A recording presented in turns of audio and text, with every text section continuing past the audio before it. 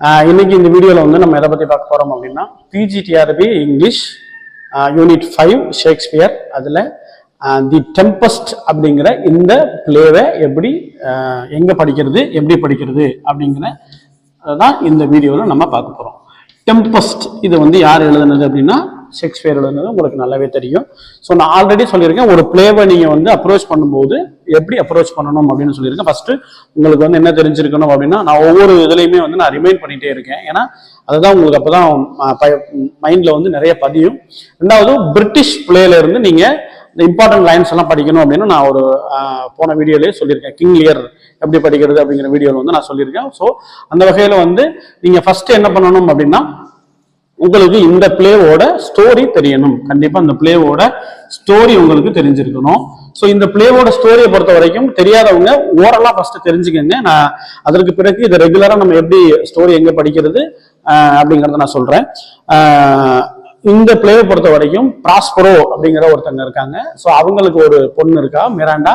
இவங்க அந்த மிராண்டா அப்படிங்கிற பொண்ணு வந்து ஒரு 3 வயசு இருக்கும் போதே அவங்க என்ன பண்ணிடுறாங்க அப்படின்னாங்க, அவங்களோட தம்பி ஆண்டனியோ வந்து என்ன பண்ணிடுறாரு, பிராஸ்பரோட தம்பி ஆண்டனி என்ன பண்ணிடுறாரு அப்படின்னா, அவர் வந்து நாடு கடத்திடுறாரு. எங்க நாடு கடத்துறாரு அப்படின்னா, ஒரு தீவுக்கு வந்து நாடு கடத்திடுறாரு. ஸோ அங்க போயிட்டு ஒரு குறிப்பிட்ட வருஷம், ஒரு 10-12 வருஷத்துக்கு மேல அங்க இருக்காங்க. அங்க வந்து ஒரு சிக்கோரக்ஸ் அப்படிங்கிற ஒரு சூனியக்கார ஒரு லேடி ஒருத்தங்க இருக்காங்க. அவங்களோட பையன் கேலிபன் இருக்காங்க. இவர் பிராஸ்பர் என்ன பண்றாரு அப்படின்னா வந்து ஓனா தன்னுடைய அந்த புக்ஸ் எல்லாம் வந்து கான்சலோ அப்படிங்கிற ஒருத்தர் வந்து ஹெல்ப் பண்ணியிருப்பாரு புக்ஸ் கொண்டு வர்றதுக்கு. அந்த போட்லயே வச்சு கொடுத்து விட்டுருப்பாரு. ஸோ இதெல்லாம் படிச்சு வந்து மேஜிக் எல்லாம் நிறைய பண்ணி ஒரு பவர்ஃபுல் மேஜிக் மேனா வந்து ஆயிடுவாரு பிராஸ்பரோ எங்க அந்த தீவுலையே. ஸோ அதுக்கப்புறம் வந்து பாத்தீங்கன்னா இவங்க அந்த ஆண்டனியோ, கான்சலோ, அந்த பக்கத்து நாட்டு நேபிள்ஸ் மன்னர் அலன்சோ, இந்த மாதிரி வந்து நிறைய பேர் வந்து என்ன பண்ணுவாங்க அப்படின்னா, அந்த வழியா ஒரு மேரேஜ் ஃபங்க்ஷனுக்கு போயிட்டு இவங்க ரிட்டர்ன் ஆகிட்டு இருக்கும்போது பிராஸ்பரோ இங்க இருந்து என்ன பண்ணுவாருன்னா, இங்க வந்து இந்த தீவுல வாழ்ந்த காலத்துல ஏரியல் அப்படிங்கிற ஒரு ஸ்பிரிட் ஒன்று இருக்கும். அதை வந்து ட்ரைன் பண்ணி வச்சிருப்பாரு. அதை விடுவிச்சு வச்சதுனால இவர் அவங்க அடிமையா இருக்கும் அந்த ஏரியல். ஸோ அதை வச்சு ஒரு பெரிய ஸ்டோம் ஒன்று கிரியேட் பண்ணுவார். இதுதான் இதோட ஓப்பனிங் சீன். இது ஃபர்ஸ்ட் வந்து இதெல்லாம் கதையா வரும். அந்த ஓப்பனிங் சீன் தான் வந்து என்ன ஆகும்னா பிளேவா ஓப்பன் ஆகும். ஸோ அதுக்கப்புறம் அவங்க அந்த இதுல வந்த போட்ல வந்து அந்த கப்பல்ல வந்து எல்லாருமே வந்து திசை மாறி போயிடுவாங்க. அலன்ஸ் ஒரு பக்கம் போயிடுவாரு, ஆண்டனி ஒரு பக்கம் போயிடுவாரு, கான்சலோ ஒரு பக்கம் போயிடுவாரு. இந்த மாதிரி நிறைய பேர் வந்து என்ன பண்ணுவாங்கன்னா, அதுல இருக்கக்கூடிய அந்த 2 ஃபூல்ஸ் இருப்பாங்க. அவங்க வந்து ஸ்டெஃபனோ அண்ட் ட்ரிங்க்லோ, அவங்க 2 பேர் வந்து ஒரு பக்கத்து போயிடுவாங்க.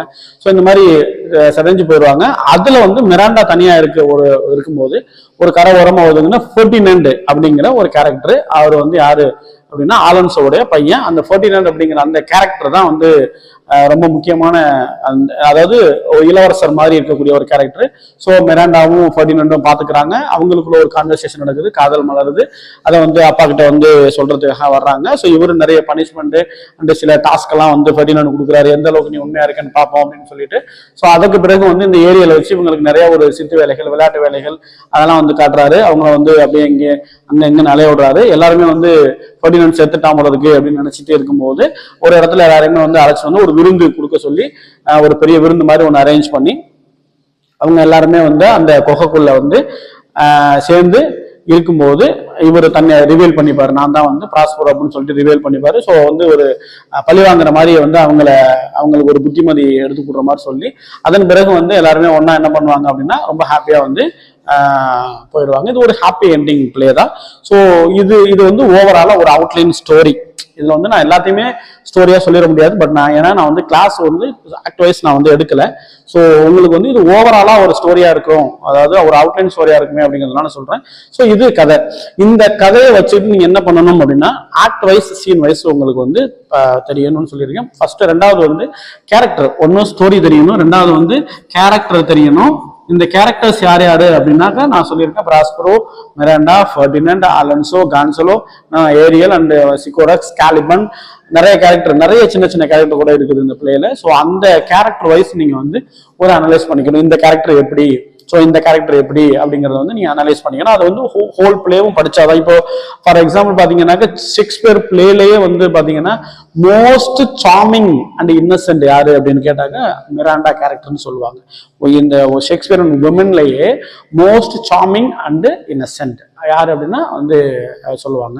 ஸோ அதே மாதிரி one of the love scenes எப்படி ரோமியோ ஜூலியட், ஆண்டனி கிளியோபாட்ரா அப்படி வரும்போது அதுல வந்து ஒரு one of the love scene வந்து பாத்தீங்க அப்படின்னாக்க ஃபெர்டினண்டுக்கும் மிராண்டாவுக்கும் இருக்கக்கூடிய அந்த லவ் சீன் வந்து கொஞ்சம் ஃபேமஸான சீன். அதற்கு பிறகு இந்த ஓப்பனிங் சீன் எல்லா பிள்ளையிலுமே வந்து ஓப்பனிங் சீன் வந்து கொஞ்சம் ஃபேமஸா இருக்கும். அதான் சொல்லியிருக்கேன். அதாவது உங்களுக்கு வந்து ஆக்ட் வைஸ் சீன் வைஸ் தெரியணும். ஆக்ட் வைஸ் அல்லது ஆக்ட் வைஸ் சீன்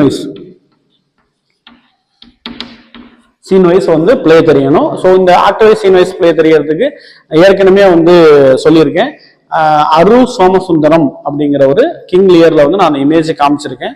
அப்படி யாராவது கிங் லியர் வீடியோ பார்க்கலன்னா இதுக்கு முன்னாடி கிங் லியர் எப்படி படிக்கிறதுன்னு வீடியோ போட்டிருக்கோம், அதை போய் பார்த்துட்டு வந்து அதுக்கப்புறம் இந்த வீடியோ பாருங்க. ஸோ அந்த அவர் எழுதின அந்த டிரான்ஸ்லேஷன் புக் இருக்கு இல்லைங்களா, அந்த புக் வந்து 50 ரூபாய் தான், உங்களுக்கு ஆன்லைன்ல அவைலபிளா கிடைக்குது. அதை வாங்கிட்டு ஒரிஜினல் டெக்ஸ்ட் நான் கண்டிப்பா டிஸ்கிரிப்ஷன்ல கொடுக்குறேன். ஸோ அந்த ஒரிஜினல் டெக்ஸ்ட்ல இருந்து நீங்க வந்து ஒன் சைடு, அதாவது தமிழ்ல ஒரு சீன் படிங்க, அடுத்து இங்கிலீஷ்ல ஒரு சீன் படிங்க, தமிழ்ல ஒரு சீன் படிங்க, இங்கிலீஷ்ல ஒரு சீன் படிங்க. இதை படிச்சுட்டு இருக்கும்போது உங்களுக்கு இந்த இங்கிலீஷ்ல வரக்கூடிய அந்த வேர்ட்ஸ், முக்கியமான வேர்ட்ஸ், முக்கியமான லைன்ஸ், இம்பார்ட்டன்ட் லைன்ஸ் எல்லாம் வந்து உங்களுக்கு ஆல்ரெடி வந்து ரெஜிஸ்டர் ஆகிடும். ஸோ நீங்க வந்து இம்பார்ட்டன்ட் லைன்ஸுக்கு தனியா ஒரு புக்கு படிக்க வேண்டியது இருக்காது. ஸோ அதனால சொல்றேன். ஸோ இந்த பிளேல வர்ற இம்பார்ட்டன்ட் லைன்ஸ் எங்க சார் படிக்கிறது அப்படின்னா, நான் சொன்ன மாதிரி இந்த புக்ல இருந்து அந்த புக்ல படிங்க. சம்மரி எங்க படிக்கிறது? ஸோ சம்மரி வந்து நான் சம்மரி பிடிஎஃப்பும் வந்து நான் டிஸ்கிரிப்ஷன்ல கொடுக்குறேன்.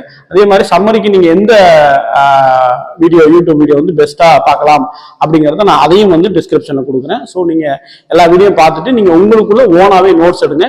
நோட்ஸ் எடுக்கும் போது நீங்க ஃபாலோ பண்ண வேண்டியது தான் இந்த இம்பார்ட்டன்ட் லைன்ஸ். இந்த நாளும் நோட்ஸ் எடுக்கும்போது நீங்க கண்டிப்பா இந்த நாளையும் நீங்க என்ன பண்ணணும் அப்படின்னா ஃபாலோ பண்ணணும். இம்பார்ட்டன்ட் லைன்ஸ், அதாவது ஸ்டோரி உங்களுக்கு அவுட்லைனா தெரிஞ்சிருக்கணும். இந்த ஸ்டோரியை பொறுத்த வரைக்கும் எப்படி கொஸ்டின்ஸ் கேட்பாங்க, நான் இந்த நாளையுமே எப்படி கொஸ்டின்ஸ் கேட்பாங்கிறத நான் சொல்லிடுறேன். ஃபர்ஸ்ட் இந்த ஸ்டோரியை பொறுத்த வரைக்கும் எப்படி கொஸ்டின்ஸ் கேட்பாங்க, ஒரு பிளேல இருந்து நான் ஆல்ரெடி கொஸ்டின்ஸ் எப்படி கேட்பாங்கன்னு சொல்லியிருக்கேன். எப்படி ஒரு 4 விதமா 5 டைப்ஸ்ல கேட்பாங்க. ஆத்தர் பேஸ்டு, ஒர்க் பேஸ்டு,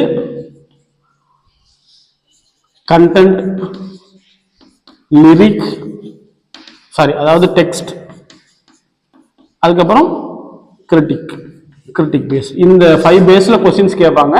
இந்த 5 பேஸ்ல இந்த 4ல இருந்து இந்த 5 பேஸ்ல கொஸ்டின்ஸ் கேட்பாங்க. இப்போ இந்த டெம்பஸ்ட் அப்படிங்கிற இந்த டைட்டிலே வந்து ஒரு கொஸ்டினா கேட்கலாம். ஸ்டோரியை பொறுத்த வரைக்கும் இந்த ஸ்டோரி வந்து யாரை டிபெண்ட் பண்ணுது, இதுல வந்து ப்ரொட்டகனிஸ்ட் யாரு, ஆன்டகனிஸ்ட் யாரு, இதுல வந்து ரியல் ஹீரோ யாரு, மோஸ்ட் சார்மிங் கேர்ள் யாரு, young and lovable handsome, young and handsome யாரு. ஏன்னா இந்த யங் அண்ட் ஹேண்ட்சம் அப்படிங்கிறது வந்து பாத்தீங்கன்னா இதுல வர்ற அந்த 2 கேரக்டருக்குமே பொருந்தும். யாருக்கு? ஃபெர்டினண்டுக்கும் பொருந்தும் அண்ட் வந்து மிராண்டாவுக்கும் பொருந்தும். பட் ஆனா வந்து ஹேண்ட்சம் அப்படின்னு சொல்லும் போது பையனை தான் சொல்லுவோம். ஸோ அதனால வந்து அந்த கேரக்டர் வந்து ஃபெர்டினண்டை தான் குறிக்கும் அந்த வேர்டு வந்து ஹேண்ட்சம் அப்படிங்கிறது. ஸோ அந்த மாதிரியான விஷயங்கள் வந்து கேட்பாங்க. கேரக்டரை பொறுத்த வரைக்கும் பார்த்தீங்க அப்படின்னாக்கா இதுல ஒவ்வொரு கேரக்டரும் எப்படி இருக்கு, எதை ரெப்ரசென்ட் பண்ணுது. இப்போ வந்து ஏரியல் வந்து ஒரு அடிமை மாதிரி இருக்கும், ஒரு விசுவாசி மாதிரி இருக்கும். கான்சலோ வந்து இருக்கிறதுலேயே ரொம்ப ஜென்யூனஸ் கேரக்டர் யாரு அப்படின்னா கான்சலோ அப்படின்னு சொல்லுவாங்க இந்த பிளேயை பொறுத்த வரைக்கும். ஸோ ரொம்ப அரகண்ட் யாரு இந்த இதுல வந்து கேலிபன் வந்து ரொம்ப அரகண்டா இருப்பான், ரொம்ப காட்டுத்தனமா இருப்பான். அவன் முகமே வந்து பாத்தீங்கன்னா ஒரு மாதிரி ஒரு பெரிய ஒரு ஜெயிண்ட் மாதிரி இருக்கும் அவனோட முகமே. ஸோ அந்த மாதிரி வந்து இருக்கு. இதுல வர ஃபூல்ஸ் கேரக்டர் யாரா இருக்குன்னா ஸ்டெஃபனோ ட்ரிங்க்லோ, அவங்க வந்து ஃபூல்ஸ் கேரக்டர் வரும். இதுல யார் குக்கு, அதாவது ஸ்டெஃபனோ அப்படிங்கிறவர் வந்து ஒரு குக்கா இருப்பாங்க. ஸோ அந்த மாதிரி வந்து இந்த கேரக்டர் யாரு அப்படின்னு சொல்லிட்டு உங்களுக்கு கொஸ்டின்ஸ் கேட்கலாம். அடுத்து ஆக்ட் வைஸ் சீன் வைஸ்ல வந்து பாத்தீங்கன்னா எந்த ஆக்ட், அதாவது இதுல வந்து ஆக்ட் வைஸ் சீன் வைஸ் கேட்கறதுக்கு ஒன்றும் பெருசா இல்லை. பட் ஆனா ஒவ்வொரு ஆக்ட் ஒவ்வொரு சீன்லையும் ஒரு முக்கியமான சீன் இருக்குன்னு சொல்லியிருக்கேன். ஸோ அந்த ஃபெர்டினண்டோ இவங்க மீட் பண்ணிக்கிற சீனு, ஃபர்ஸ்ட் சீனு, அந்த லாஸ்ட் சீன் அவரை தன்னை ரிவீல் பண்ற அந்த சீனு. ஸோ இவர் ப்ராஸ்பரை வந்து ஒர்க் கொடுப்பாரு, ஃபெர்டினண்டுக்கு வந்து ஒர்க் கொடுப்பாரு. இந்த வேலையெல்லாம் நீ செஞ்சாதான் என்னுடைய மகளை நீ உண்மையிலேயே திருமணம் பண்ணிக்கணும், அதாவது உண்மையிலேயே காதலிக்கிற அப்படின்னு அர்த்தம் அப்படின்னு சொல்லிட்டு சில ஒர்க் கொடுப்பாரு அவருக்கு. ஸோ அந்த சீன்ல வந்து அவர் ஃபெர்டினண்ட் பேசுறது, ப்ராஸ்பரை சொல்றது, அதற்கு வந்து இவங்க மிராண்டா வந்து சப்போர்ட் பண்ணி பேசுறது, அப்ப அவரை விட்டு கொடுக்காம தன்னுடைய காதலனை விட்டு கொடுக்காம பேசுறது, இந்த சீன் வந்து கொஞ்சம் நல்லாவே இருக்கும். ஸோ இந்த மாதிரி வந்து சீன் வைஸ்ல இருந்து கொஸ்டின்ஸ் வரலாம். அடுத்து வந்து இம்பார்ட்டன்ட் லைன்ஸை பொறுத்த வரைக்கும் நீங்க வந்து ஆக்டிவைஸ் சீன் வைஸ் படிக்கும்போது உங்களுக்கு இம்பார்ட்டன்ட் லைன் வந்துடும். பட் ஆனா நான் வந்து இப்போ இந்த பிளேவுக்கு டிஸ்கிரிப்ஷன்ல கொடுத்துருக்கிற இந்த சம்மரி கொடுத்துருக்கீங்களா, அதுல வந்து பாத்தீங்க அப்படின்னாக்க முக்கியமான லைன்ஸ் கொடுத்து தான் அதை வந்து டெஃபைன் பண்ணி கொடுத்துருக்காங்க. அதாவது சம்மரி இருக்கும்போதே சம்மரியா கதை சொல்லிட்டே வரும்போது அது ஒரு யூனிவர்சிட்டியில அப்படி புக்கு போடுறாங்க. ஸோ அதுல இருந்து நான் வந்து உங்களுக்கு எது பெஸ்ட்டோ அதை மட்டும் தான் உங்களுக்கு கொடுக்குறேன். நான் வந்து டிஸ்கிரிப்ஷன்ல கொடுக்கறது வந்து பாத்தீங்க அப்படின்னா ஒரு மெட்டீரியல் மட்டும் அப்படியே காப்பி பண்ணி கொடுக்கறது இல்லை, நிறைய மெட்டீரியலை காப்பி அதை கலெக்ட் பண்ணி அதுல எது வந்து பெஸ்டா படிக்கலாம், அதாவது நான் எதை நோட்ஸா எடுக்கிறதுக்கு ஃபாலோ பண்றேனோ அதை தான் உங்களுக்கு கொடுக்குறேன். ஸோ அதை வந்து நீங்க இந்த டெம்பஸ்ட் பிளேவுக்கு வந்து பாத்தீங்க அப்படின்னாக்க நிறைய இம்பார்ட்டன்ட் லைன்ஸே கொடுத்துருக்காங்க. ஸோ எனக்கு என்னை பொறுத்த வரைக்கும் அந்த லைன்ஸை தாண்டி டெம்பஸ்ட்ல இருந்து லைன்ஸ் கேட்பாங்களா அப்படின்னு வந்து இருக்காது. ஏன்னா எல்லா இம்பார்ட்டன்ட் லைனுமே வந்து கொடுத்து ஒவ்வொரு சீனையும் வந்து அப்படியே விவரிச்சு சொல்லியிருக்காங்க. அந்த மாதிரியான ஒரு நோட்ஸ் தான் வந்து நான் உங்களுக்கு டிஸ்கிரிப்ஷன்ல கொடுத்துருக்கேன். ஸோ நீங்க அதை டவுன்லோட் பண்ணி வச்சுட்டு வீடியோஸ் பார்த்துட்டு எந்தெந்த வீடியோ, அதாவது சம்மரிக்கு எந்த வீடியோ பார்க்கணும், இது மூவியா இருந்தால் எந்த வீடியோ பார்க்கணும், ஸோ இது எல்லாத்தையும் பார்த்து முடிச்சுட்டு அதுக்கப்புறம் நீங்க என்ன பண்ணுங்க அப்படின்னாக்க நோட்ஸ் எழுதுங்க. நோட்ஸ் எழுதிட்டு அதோடய நீங்க வந்து தனித்தனியாக நோட்டு போட்டு எழுதி வச்சுக்கோங்க. ஸோ அடுத்து நெக்ஸ்ட் ஒரு பிளே ஒன்று இருக்கு, மெஷர் ஃபார்மேஷன். ஸோ அந்த வீடியோவில் அதை மட்டும் பார்த்துட்டோம் அப்படின்னா இந்த யூனிட் வந்து முடிஞ்சிடும். சானட்டுக்கு நான் ஒரு வீடியோ போடுறேன் கண்டிப்பாக.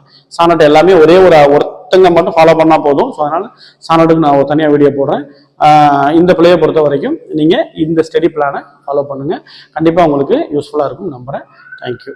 நெக்ஸ்ட் வீடியோவில் உங்களை சந்திக்கிறேன்.